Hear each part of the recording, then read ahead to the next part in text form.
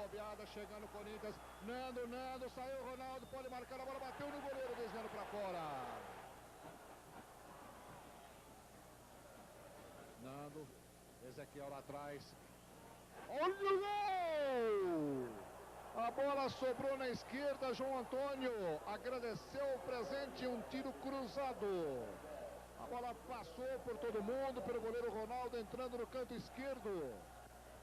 Bateu de trás, olha o Ronaldo para fora. Bateu Neto, desvia Gomes. Neto bateu. Foi Gomes, soltou e o gol! E o gol!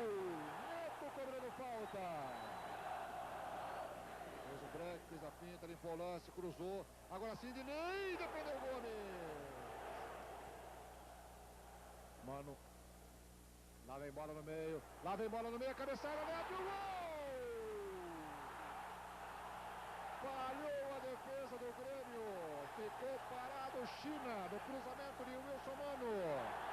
2 Corinthians, 1 Grêmio. Atenção, Neto autorizado, bateu, Gomes foi desviando.